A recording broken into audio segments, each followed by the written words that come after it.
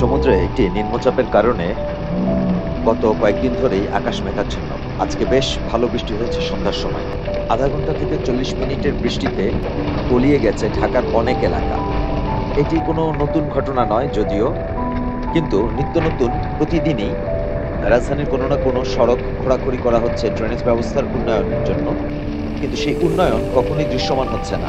একটু বৃষ্টি হলেই একদম হাঁটু পানিতে তলিয়ে যায় ঢাকার প্রধান সড়কগুলো। অবস্থা থেকে নিষ্কৃতি চায় ঢাকাবাসী।